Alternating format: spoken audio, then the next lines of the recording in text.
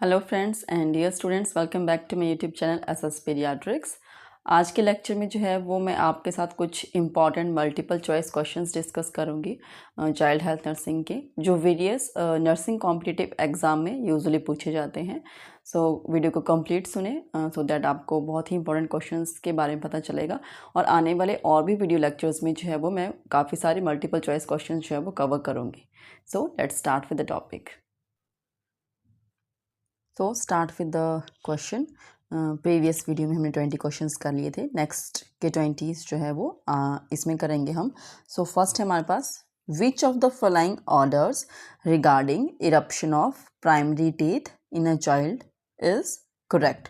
सो बच्चे में जो प्राइमरी टीथ आते हैं उनका एक ऑर्डर होता है। पहले कोई टीथ आते हैं नीचे के, ऊपर के, साइड के, ना जैसे भी हैं। मैं उनका नाम अभी इसलिए नहीं ले रही हूँ क्योंकि इसमें फिर ऑप्शंस आएंगी।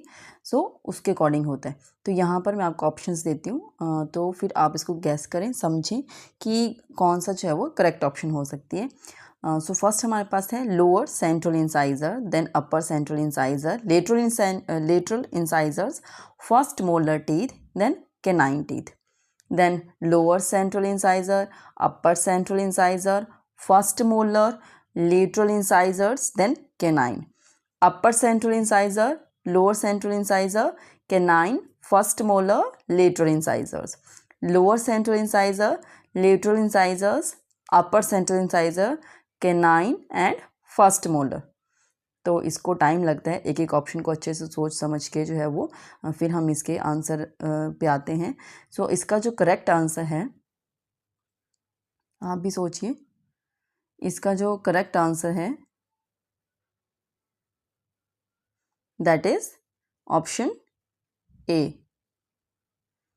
लोअर सेंट्रल इंसाइजर सबसे पहले आते हैं, फिर अपर, फिर ऊपर के आएंगे सेंट्रल वाले जो दो टीथ होते हैं उन्हें बोलते हैं सेंट्रल इंसाइजर, फिर लेटरल जो दो होते हैं उसके साइड वाले जो होंगे वो आएंगे, फिर फर्स्ट मोलर टीथ आएगा, उसके बाद केनाइन टीथ जो शार्प से होते हैं उनको केनाइन टीथ बोलते हैं। एग्जैक्टली कैसे हैं, इनकी क्या लोकेशन होती है, वो अगर आप देखना चाहते हैं तो उसका भी वीडियो लेक्चर जो है वो मेरे चैनल पे है, आप वहाँ पे देख सकते हैं। नेक्स्ट है, in given order which is correct regarding eruption of permanent teeth in a child. जो प्रीवियस क्वेश्चन था वहाँ पे प्राइमरी टीथ के बारे में पूछा था, यहाँ पर जो है वो परमानेंट टीथ की बात हो रही है। तो फर्स्ट हमारे पास आएंगे molar teeth, then first molar, then central lateral incisor, canine and premolar, second molar and third molar. Then option B, first molar, second molar, third molar, canine and then lateral and central incisors. Then canine, central and lateral incisor, first molar, second molar and third molar. Then last, central incisor, lateral incisor, first molar, second molar, third molar and canine. So इसमें जो है वो क्या आ सकता है, इसका जो answer है that is first molar, then central and lateral incisor, then canine teeth along with the premolars, then second molar, then third molar. Next question है, in a child eruption of permanent teeth starts at the age of. कौन सी as per बच्चे के permanent teeth जो है वो आना start हो जाते हैं। So the options are 2 to 3 years, 6 to 7 years, 3 to 5 years and 10 to 12 years. So the answer is option B, 6 to 7 years पे जो है वो बच्चे के परमानेंट टीथ आना स्टार्ट हो जाते हैं।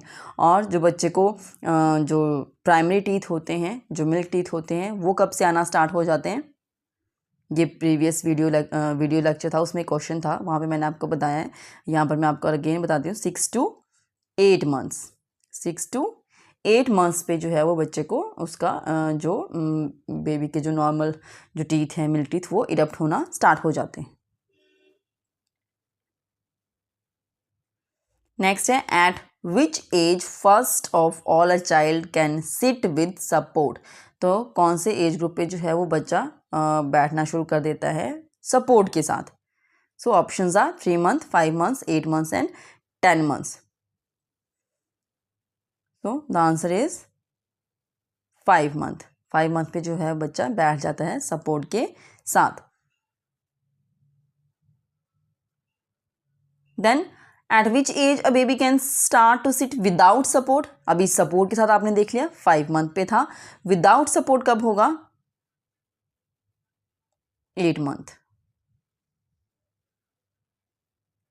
नेक्स्ट है developmental milestone that is achieved by a baby at the age of 9 month. 9 month पर ऐसा कौन सा माइलस्टोन है जो बच्चा अचीव कर लेता है, इन ऑप्शंस में से ही can walk without support, drinking with a cup, running and standing with support. So the answer is standing with support. Next question, at which age a baby starts to stand without support, बिना support से बच्चा कब खड़ा होना start कर देता है। अभी जो प्रीवियस क्वेश्चन था उसमें 9 मंथ क्वेश्चन में था, और 9 मंथ पे जो है वो उन्होंने बताया, 9 मंथ पर क्या बताया हमारे प्रीवियस क्वेश्चन में कि 9 मंथ पे जो है वो बच्चा स्टैंड करना स्टार्ट कर देता है, स्टैंडिंग विदाउट सपोर्ट, तो उसको वहाँ पे जो है वो बिना सपोर्ट से खड़ता है 9 मंथ पे। अभी यहाँ पर है कि सपोर्ट के बिना, स्टैंड विदाउट सपोर्ट, तो कब आएगा, द आंसर इज 12 मंथ।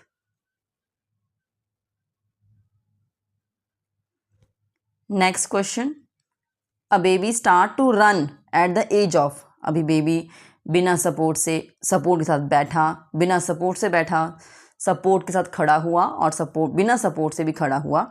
अभी बात आती है रन करने की, तो क्वाइट ऑब्वियस है कि वो अभी इससे थोड़ा आगे का ही होगा, तो अभी कौन सा एज ग्रुप तक बच्चा आ सकता है, a baby starts to run at the age of 9 month, 12 month, 15 month और 18 month. So the answer is 18 month, option D. Next, at which age a baby can hold a small object between index finger and thumb? Index finger कौन सी होती है, जो thumb के साथ वाली finger होती है। So thumb और index finger, जैसे ये हमारा thumb है, these are the fingers. So this is the थम and this is the index finger. तो इन दोनों की हेल्प से जो बच्चा किसी चीज़ को होल्ड करता है तो वो कौन से एज ग्रुप पे कर सकता है। So the answer is 9 month. 9 month पे जो है वो बच्चा, उससे पहले बच्चा कोशिश करता है पर वो पूरे हैंड का यूज़ करता है, अभी जो है वो इंडेक्स फिंगर और थम का यूज़ जो वो 9 मंथ पे करना सीख जाता है। नेक्स्ट हमारे पास question number 30, the developmental milestone related to the language achieved by a baby at the age of 12 month. अभी जो माइलस्टोन की बात हो रही है वो लैंग्वेज डेवलपमेंट से रिलेटेड है, तो 12 मंथ पर बच्चा कितना उसकी लैंग्वेज डेवलप हो जाता है। तो फर्स्ट ऑप्शन हमारे पास, he can speak 10 words with meaning, he can speak a simple sentence, he can tell a story, he can speak 2 words with meaning. Means जो वो बोल रहा है, अगर 2 वर्ड्स या 10 वर्ड्स ऑप्शन में आया तो मीन्स उसको उसका मीनिंग भी पता है, ठीक है। सो यहाँ पे कितना सीख पाता है बच्चा नियर अबाउट 12 मंथ्स का,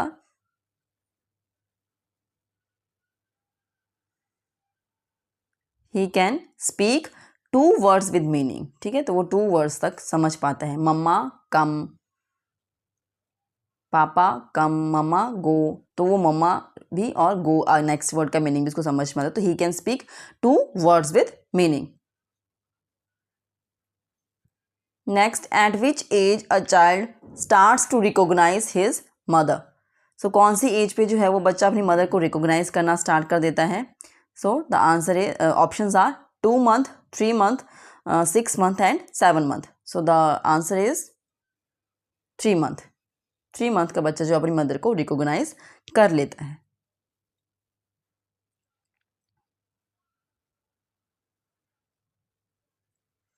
next, toilet training to a baby should be started at the age of. Toilet training जो है वो हमें बच्चे को कब स्टार्ट करना चाहिए, कौन सी एज ग्रुप पे। Options are 12 month, 15 month, 18 months and 24 months. So the answer is 18 months. Next, what is the meaning of failure to thrive. Failure to thrive का एक कंप्लीट वीडियो लेक्चर मेरे चैनल पर है, आप चाहें तो वहाँ पर उसको सुन सकते हैं। So the options are, child is unable to drink, child is unable to walk, rate of weight gain is sluggish and rate of length gain is sluggish. So the answer is rate of weight gain is sluggish. Next, clinical feature of an infant with failure to thrive include except, बाकी सभी options जो हैं वो failure to thrive के clinical features में आएंगी, accept any one, तो वो जो नहीं आती है उसको हमें आइडेंटिफाई करना है. So first option is infant looks small for age, infant will be short stature, expressionless face, and response to social stimuli is inadequate. So the answer is option B, infant will be short stature. तो ये नहीं होगा, बाकी सब उसमें आ जाते हैं.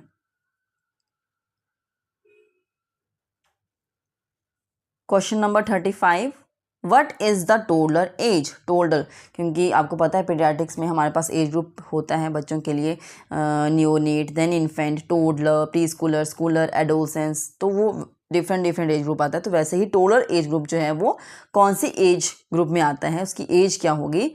सो options are 0 to 1 year, 1 to 3 years, 3 to 5 years and 0 to 2 years. So the answer is option B, 1 to 3 years. Next question, long term thumb sucking problem in a child may cause. अभी long term thumb sucking जो है, थम sucking बच्चा जो बार बार मुंह में अपना थम को डालता है, सक करता है, तो उसकी वजह से क्या प्रॉब्लम्स आ सकती हैं? Dental problems, mucosal trauma, alter growth of facial bones और all of the above. So the right answer is all of the above. सभी प्रॉब्लम्स बच्चे में आएंगे, क्योंकि बार बार थम सक करने से उसको टीथ इरप्शन में प्रॉब्लम आएगी, उसका जो म्यूकोजल ट्रॉमा भी हो सकता है उसको, और जो फेशियल बोन्स है उसका, उसमें भी प्रॉब्लम आ सकती है. उसका जो शेप एंड स्ट्रक्चर है मैक्सिला और मैंडिबल का, वो भी, उसमें भी थोड़ा सा अल्ट्रेशन आ जाती है. Which of the following therapies is commonly used for the treatment of thumb sucking problem? So ये क्योंकि बच्चे का एक बिहेवियर प्रॉब्लम बन जाता है. अभी जो क्वेश्चंस आ रहे हैं आप देख सकते हैं, ये बिहेवियर प्रॉब्लम्स के आ रहे हैं, उससे पहले माइलस्टोन्स के थे. तो अभी ये बिहेवियर प्रॉब्लम्स आ रही हैं. तो यहाँ पे जो है बता रहे हैं कि कौन सा थेरेपी जो है हम यूज़ कर सकते हैं बच्चे का थम सकिंग प्रॉब्लम को जो है वो ठीक करने के लिए. So first is flooding, aversion therapy, milieu therapy and psychoanalysis. In therapies को इन डिटेल किसी अलग वीडियो लेक्चर में आपका डिस्कस करूँगी. अगर आप चाहते हैं कि मैं इनको आपको अच्छे से बताऊँ तो आप मुझे कमेंट कर सकते हैं. सो इसका जो अभी आंसर है that is the aversion therapy. Next is the management of a child during attack of temper tantrum include except. जो नहीं होता है वो आपने बताना है, बाकी 3 ऑप्शंस टेम्पर टेंट्रम में आती हैं. उसकी मतलब बच्चे का टेम्पर टेंट्रम शो कर रहा है तो उस टाइम पर उसको मैनेज करने के लिए जो ऑप्शंस हैं वो यहाँ पे 3 ऑप्शंस होंगी, बट कोई एक ऑप्शन आपने बतानी है जो यहाँ पे पूछी गई, जो उसकी मैनेजमेंट में नहीं आती है. वो करने से हम बच्चे को टेम्पर टेंट्रम से मैनेज नहीं कर सकते. सो पहले तो क्वेश्चन आता है टेम्पर टेंट्रम है क्या. तो मैंने जैसे बताया कि क्वेश्चन जो है वो बिहेवियर डिसऑर्डर्स के आ रहे हैं. Behaviour disorders according to specific age group already मैंने वीडियोस अपने चैनल पे अपलोड कर चुकी हूँ, आप वहाँ पे सुन सकते हैं. आपकी नॉलेज के लिए मैं बता दूँ, टेम्पर टेंट्रम में जो है वो बच्चा जो एक एग्रेसिव टाइप का नेचर शो करता है, और वो अपना जैसे ज़मीन पे लेट जाते हैं बच्चे और चिल्लाते हैं, अपने हाथ पैर फोड़ मतलब ऐसे उसको यहाँ वहाँ करते हैं, तो वो डिफरेंट उस टाइप का एक स्टेज में चले जाते हैं. वो कि जिसको कहते हैं अटैक ऑफ टेम्पर टेंट्रम. वो नहीं सुनते हैं कि कोई क्या बोल रहा है, क्या समझा रहा है. वो किसी एक चीज़ को लेके अपना इमोशंस इतना हाई हो जाता है कि वो उससे बाहर नहीं निकल पाते हैं इमीडिएट करके. So the options are deviate his attention from the immediate cause. कोई एक चीज़ हो सकती है जिसकी वजह से एकदम से उसको उस चीज़ को उसको ज़िद उसको है कि वो मुझे चाहिए या उसको शो कर रहा है. Then protect the child and others from the injury. तो बच्चा इंजरी भी कर सकता है क्योंकि वो अपना सिर कहीं पे लगा सकता है दीवार से, अपने आर्म्स लेग्स को भी दीवार से लगा सकता है या फर्श पे कैसे भी. सो बीट द चाइल्ड, तो हमें बच्चे को मार के समझाना चाहिए. पेरेंट्स शुड बी काम, लविंग एंड फर्म. तो पेरेंट्स को काम, लविंग और फर्म रहना चाहिए, रिलैक्स रहना चाहिए, क्योंकि बच्चा तो टेम्पर टेंट्रम वो थ्रो कर रहा है. अगर पेरेंट्स भी उसको समझाने के लिए मारपीट करना शुरू कर दे तो वो तो फिर वो ख़त्म होने की बजाय और इंक्रीज़ होगा. सो आई होप आपको आंसर समझ में आ गया होगा. So the option is beat the child. बाकी सब हम कर सकते हैं. हमें बच्चे का माइंड को वहाँ से थोड़ा डाइवर्ट करना है, ताकि और बच्चे को इंजरी से प्रोटेक्ट करना है, रिलैक्स रहना है, बच्चे को उस टाइम पे ज़्यादा बात करना है कि ये समझाने की चिल्लाने की कोई ज़रूरत नहीं है। Let the baby settle down, बस उसका ऑब्जर्वेशन पे रखना है, उसको देखते रहना, ऑब्जर्व करना है। Next is at which age stranger anxiety starts to develop in a child. Again question on the behaviour disorder. Stranger anxiety बच्चे को होती है, बच्चा स्ट्रेंजर्स को देख के जो है वो एंग्शियस एंग्जाइटी शो करता है। अगर क्राई करना शुरू कर देगा या उनके पास नहीं जाएगा, ठीक है, तो वो उस टाइप के इमोशंस शो करता है। तो ये कौन से एज ग्रुप से स्टार्ट हो जाता है? The options are at 2 to 3 months of age, at 4 to 5 months of age, at 6 to 7 months of age, at 10 to 12 months of age. So the answer is at 6 to 7 month of age, क्योंकि इस time तक बच्चा जो है वो जितने भी उसके फैमिली मेम्बर्स हैं उन सबको पहचान जाता है, अपनी फैमिली में अपने नेबर्स जो भी है तो उन सबको पहचान जाता है। उसके अलावा कोई आता है किसी डिफरेंट जगह पे जाके वो देखता है तो वो उसको एंग्जाइटी हो सकती है। Next question, the behavioral disorder in a child characterized by inappropriate hyperactivity, impulsive and inattention. So वो कौन सा behavioral disorder है जिसे हम characterize कर सकते हैं अगर बच्चा जो है वो inappropriate hyperactivity शो कर रहा है, impulsiveness उसमें दिख रही है और inattention है। सो इसके क्वेश्चन में ही इसका आंसर आपको दिख जाएगा। And is autistic behaviour, then option is attention deficient hyper activity disorder, attention deficient hypo activity disorder. तो क्वेश्चन में जैसे मैंने कहा कि वहाँ पे लिखा है inappropriate hyper activity, means hyper activity है, and impulsiveness and inattention means attention deficient है और हाइपर एक्टिविटी है। तो आंसर क्या बन जाएगा आपका? Option C, attention deficit hyperactivity disorder. So this is all about my today's topic. So हमने क्वेश्चंस डिस्कस किए आपके साथ। 20 क्वेश्चंस थे पीडियाट्रिक नर्सिंग के, जिसमें माइलस्टोन्स के रिगार्डिंग कुछ क्वेश्चंस आए और फिर बिहेवियर डिसऑर्डर्स के भी कुछ क्वेश्चंस आए। तो इसी को ही मैं आने वाले और भी लेक्चर्स में कंटिन्यू करूँगी। उसके बाद और भी सभी सब्जेक्ट्स के जो है वो MCQs में इसमें कवर करूँगी। So please subscribe my channel SS Pediatrics and like and share my videos. Thank you.